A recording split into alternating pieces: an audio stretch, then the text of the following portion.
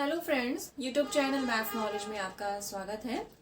आज हम टॉपिक पढ़ेंगे जिसमें एक रिजल्ट हमें प्रूव करना है कि अगर हम रेशनल नंबर लें यानी रेशनल नंबर का क्यूब कर दें, पावर 3 लगा दें तो हमें 3 नहीं मिलेगा। यानी कोई भी रेशनल नंबर इस तरह का एग्जिस्ट नहीं करता जिसका क्यूब करने पर हमें 3 मिल जाए। तो इस रिजल्ट में हम प्रूव करेंगे कॉन्ट्राडिक्शन से यानी विरोधाभास से। हम पहले ये मानेंगे कि कोई रेशनल नंबर ऐसा एग्जिस्ट करता है जिसका क्यूब करने पर हमें 3 मिल जाए, लेकिन बाद में उस रिजल्ट से कॉन्ट्राडिक्शन आ जाएगा और हम कह देंगे कि ऐसा रेशनल नंबर एग्जिस्ट नहीं करता। तो पहले हमने लिया लेट p एंड q, दो इंटीजर्स हमने लिए। z को हम यहाँ पे कह रहे हैं सेट ऑफ इंटीजर्स। साथ ही कंडीशन है कि q is not equals to 0, q 0 नहीं होना चाहिए, क्योंकि हम किसी भी रेशनल नंबर को p अपॉन q की फॉर्म में लिखते हैं, ये हम सब जानते हैं। और अगर q डिनोमिनेटर में आ रहा है तो वो नॉन ज़ीरो ही होना चाहिए। और साथ ही एक कंडीशन हम लगाते हैं, p और q का ग्रेटेस्ट कॉमन डिवाइज़र या 1 आना चाहिए, यानी इन दोनों के बीच में कुछ भी कॉमन नहीं होना चाहिए। इसलिए जो ब्रैकेट हमने लगाया है ये ग्रेटेस्ट कॉमन डिवाइज़र के लिए हम लगाते हैं। इसका मतलब है there does not exist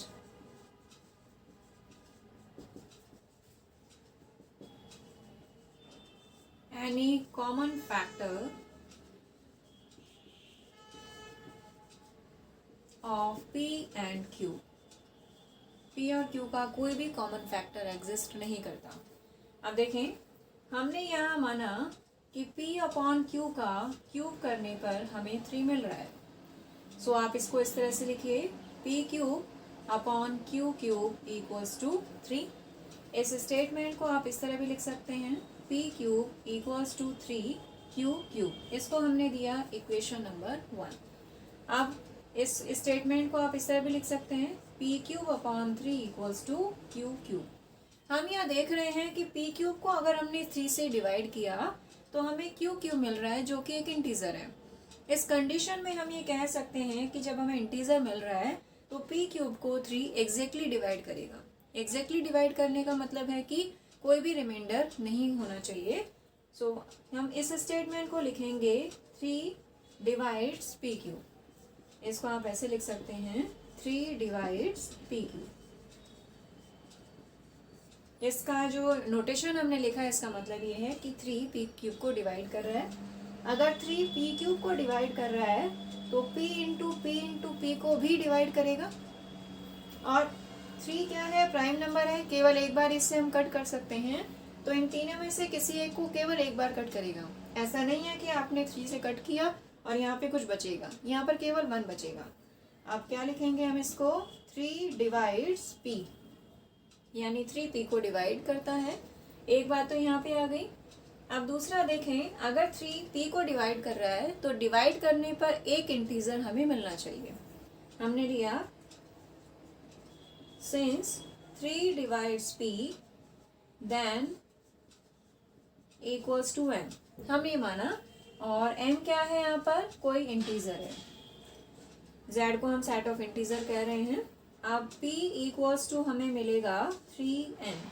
दोनों तरफ इसका क्यूब कर दीजिए, that is p cube equals to 27 m cube।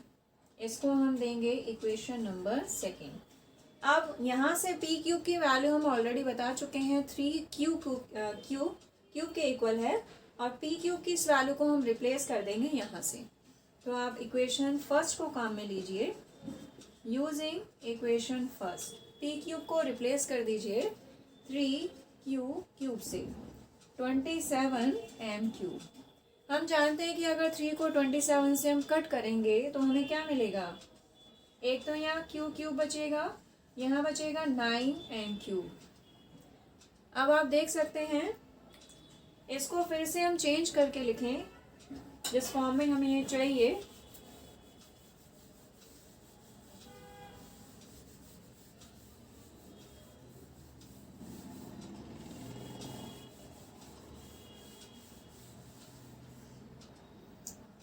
हम इसको इस तरह से लिखें, Q cube is divided by 9। And M cube. इसका मतलब क्या हुआ कि 9 एम क्यूब को एग्जैक्टली डिवाइड करता है।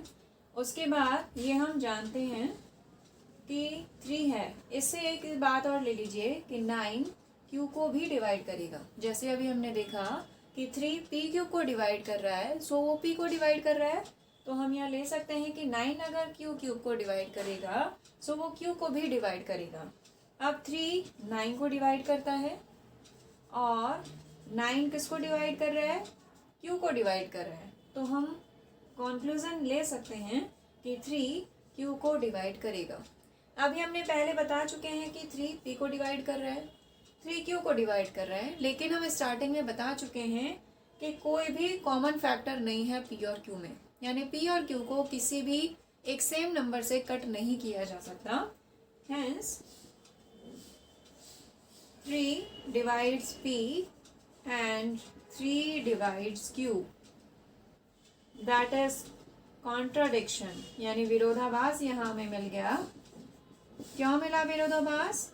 क्योंकि हम कह रहे हैं कि P और Q का ग्रेटेस्ट कॉमन डिवाइजर 1 है, यानी P और Q को कट नहीं किया जा सकता। लेकिन यहाँ पे हमें मिल रहा है कि 3P को भी डिवाइड कर रहा है, 3P को भी Q को भी डिवाइड कर रहा है, यानी P और Q दोनों ही सेम नंबर 3 से कट हो रहे हैं। तो एक कॉन्ट्राडिक्शन आ गया। सो हम कह सकते हैं हमने जो अज्यूम किया था, हमारा अजम्पशन सही नहीं है, वो रॉन्ग है। सो यहाँ पर कोई भी ऐसा रेशनल नंबर एग्जिस्ट नहीं करेगा जिसका क्यूब करने पर हमें 3 मिल जाए। There does not exist rational number